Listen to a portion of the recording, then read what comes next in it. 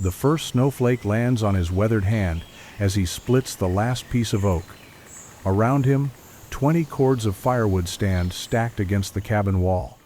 But will it be enough? His wife calls from inside where she's checking the root cellar one final time.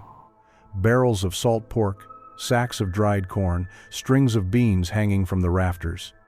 6 months of winter stretching ahead, and no store, no neighbors, no help coming if they've miscalculated.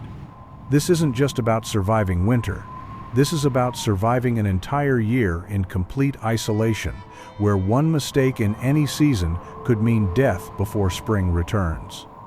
But how did frontier families orchestrate the precise timing needed to survive 12 months in the wilderness? How did they coordinate the frantic activity of summer with the careful rationing of winter? How did they turn a single-room log cabin into a self-sufficient survival system that could sustain life through every season nature could throw at them? This isn't the romanticized frontier life you see in movies. This is the brutal reality of year-round survival, where every decision, every day, every season was a matter of life and death. My name is Sam, and this is Wild America. The rhythm of survival. The frontier cabin, 16 feet by 20 feet of hewn logs, one room, one fireplace, one family. And 365 days of challenges that would test every skill, every preparation, every ounce of determination they possessed. Most people think frontier life was about building a cabin and hunting for food. The reality was far more complex.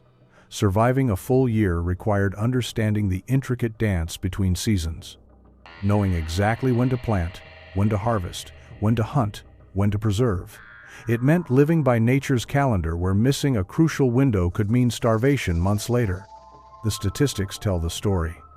Of the families who attempted to establish homesteads in the early 1800s, nearly 40% abandoned their claims within the first 2 years. Many didn't survive their first winter. Those who succeeded understood something that the failures didn't. Survival wasn't about any single season.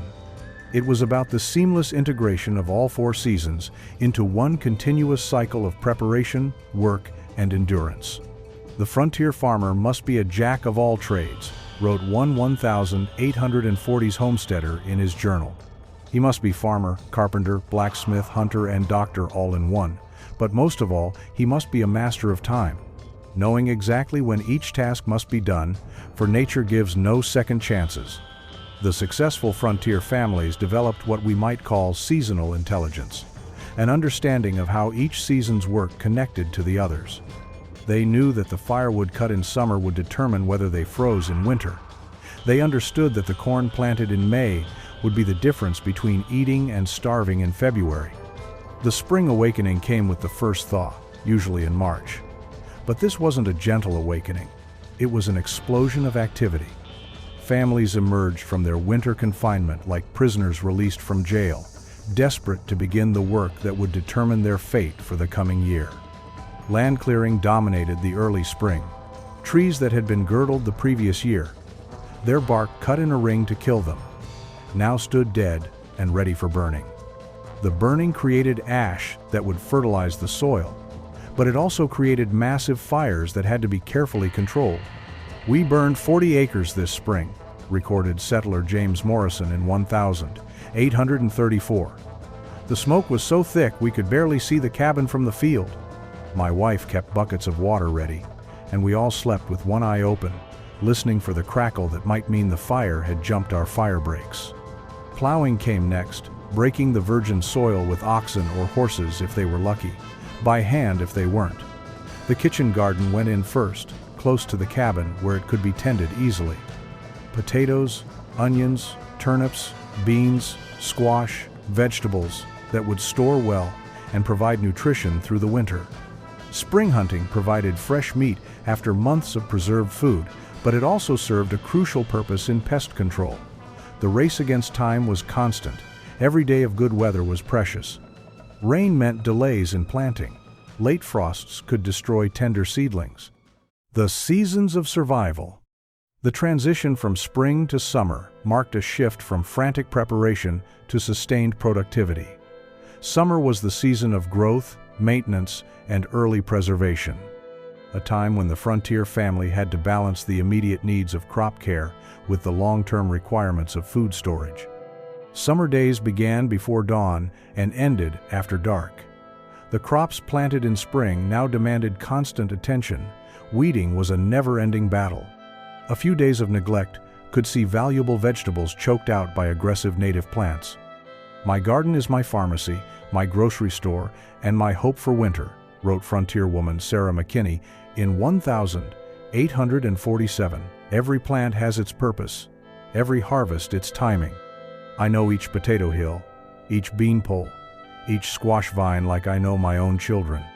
Hay cutting dominated the middle of summer. Grass had to be cut at exactly the right stage. Too early and it lacked nutrition, too late and it became tough and unpalatable. Weather was critical. A sudden rainstorm could ruin days of work. The first preservation activities began in midsummer.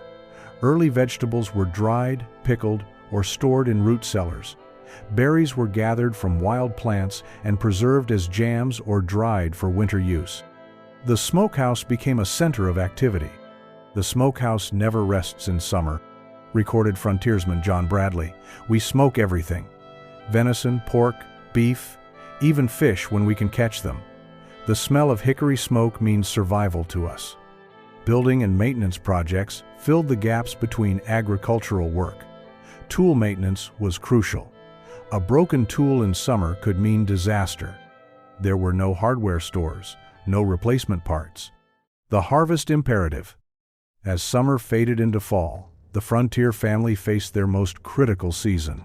Fall was the harvest imperative, the time when all of summer's work would be gathered, processed, and stored for winter survival. The corn harvest dominated early fall. Corn was the foundation of frontier survival. It provided calories, could be stored for months, and could be processed into meal, hominy, or whiskey. But corn had to be harvested at exactly the right time. The vegetable harvest was equally critical, but more complex. Different vegetables had different harvest times and storage requirements. Potatoes had to be dug before the first hard frost. Onions were pulled, dried, and braided for hanging storage.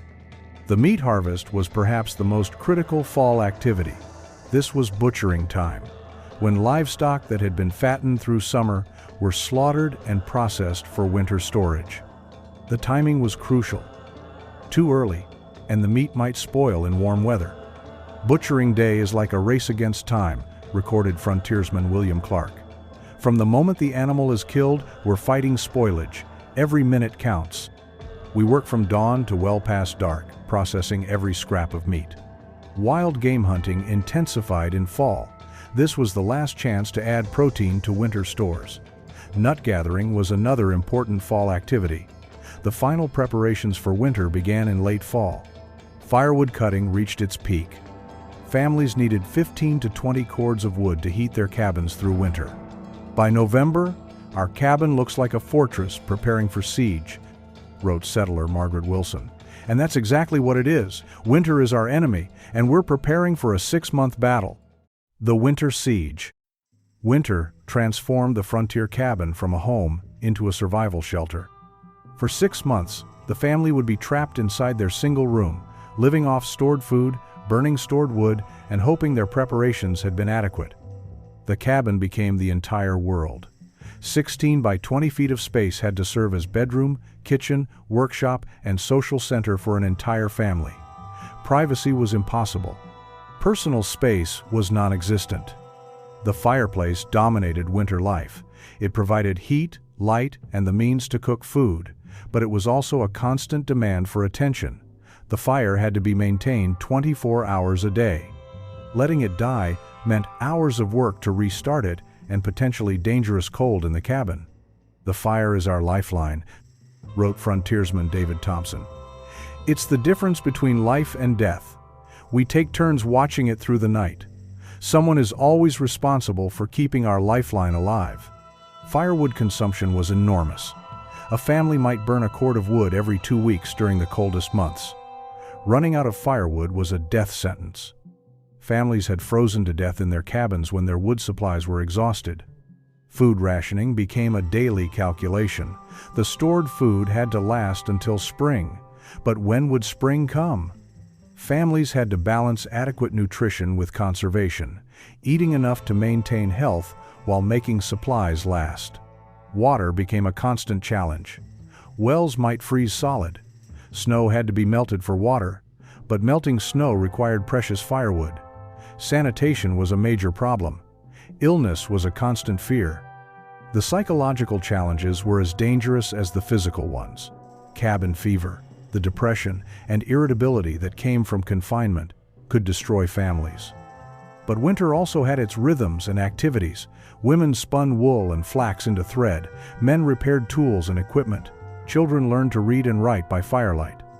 Families told stories, sang songs, and played simple games. The end of winter was marked not by the calendar, but by signs in nature. The first thaw, the first bird song, the first green shoots pushing through snow. These signs meant survival. The family had made it through another winter. The endless cycle. The transition from winter back to spring marked not an end, but a continuation, the beginning of another cycle in the endless rhythm of frontier survival. Each year brought new challenges, new lessons, and new tests of the skills and knowledge that meant the difference between life and death. Successful frontier families understood that survival wasn't about any single season or any single skill.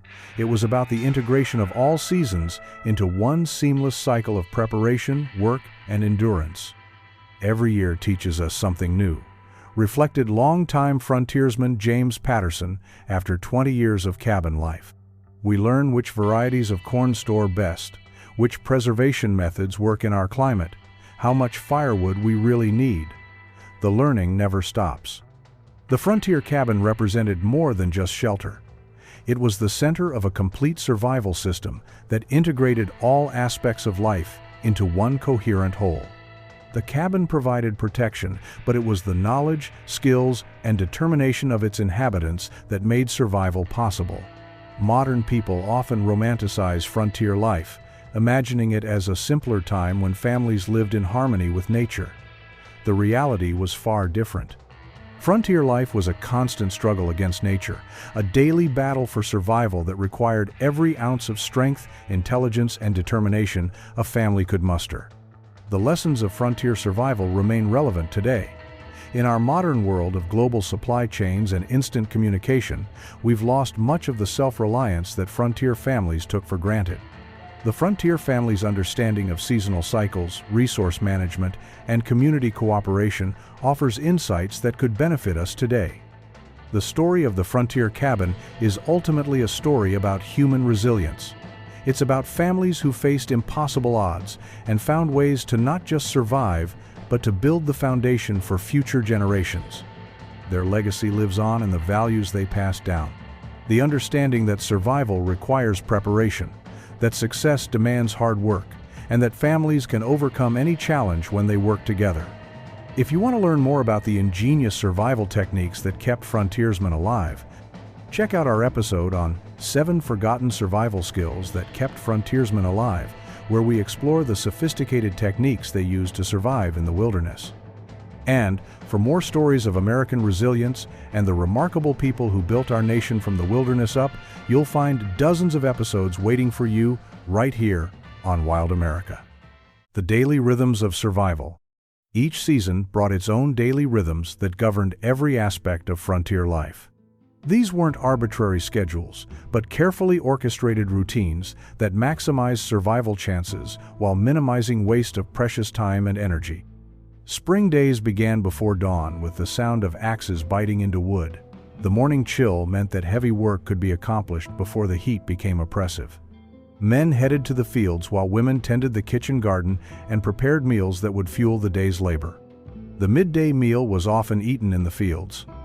Cold cornbread, preserved meat, and water carried in jugs. Time was too precious to waste walking back to the cabin. Afternoon brought the continuation of morning's work, but also the beginning of evening preparations. Summer routines shifted to accommodate the heat. Work began even earlier, often by 4 a.m., to take advantage of cool morning air. The hottest part of the day, from noon to 3 p.m., was reserved for indoor work, food preparation, tool maintenance, and planning for the next day's activities. Fall brought the most intense daily schedules. Harvest time meant working from first light until well after dark. Every day of good weather was critical. A sudden storm could destroy weeks of work. Families often worked by moonlight to complete urgent tasks. Winter days were shorter but no less structured. The fire had to be tended constantly. Water had to be hauled and heated. Food had to be prepared and rationed. Even in the depths of winter, there was always work to be done. The economics of survival. Frontier families operated on an economy of scarcity, where every resource had to be carefully managed and nothing could be wasted. This wasn't just about money. It was about the fundamental resources that meant the difference between life and death. Time was the most precious commodity. Missing the right moment to plant could mean a failed crop. Delaying the harvest could result in frost damage. Waiting too long to cut firewood could mean freezing to death. Every decision had to be weighed against the calendar of survival. "Time is life itself on the frontier," wrote settler William Anderson. "We don't have the luxury of second chances. When nature says it's time to plant, we plant. When it's time to harvest, we harvest. The calendar doesn't care about our convenience." Energy was equally precious. Human energy was limited, and there was no way to replace it except through rest and food. Every task had to be evaluated for its energy cost versus its survival benefit. Wasted motion could mean the difference between completing essential work and failing to prepare for winter. Food was both a resource and a product. Every calorie consumed had to be balanced against calories stored. Eating too much in summer could mean starvation in winter. Eating too little could mean lacking the energy to complete essential work. Tools were irreplaceable treasures. A broken axe couldn't be replaced at the local hardware store. Every tool had to be maintained, protected, and used carefully. The loss of a critical tool could doom a family's survival chances. The knowledge that kept families alive. Survival required an enormous body of knowledge that had to be learned, practiced, and passed down through generations. This wasn't book learning. It was practical knowledge gained through experience and refined through trial and error. Weather prediction was a critical skill. Families had to learn to read the signs that indicated coming storms, temperature changes, and seasonal transitions. A sudden cold snap could kill crops. An unexpected warm spell could spoil preserved meat. The ability to predict weather patterns often meant the difference between success and failure. Plant identification was essential for both food and medicine. Families had to know which wild plants were edible, which were poisonous, and which had medicinal properties. This knowledge could provide emergency food during lean times or life-saving medicine during illness. Animal behavior knowledge helped with both hunting and protection. Understanding migration patterns helped predict when game would be available. Recognizing signs of predators helped protect livestock and family members. Soil management determined crop success. Families had to understand which crops grew best, in which soils, how to maintain soil fertility, and how to prevent erosion. Poor soil management could lead to crop failure and starvation. The community of survival. Even in isolation, frontier families understood that survival often depended on community cooperation.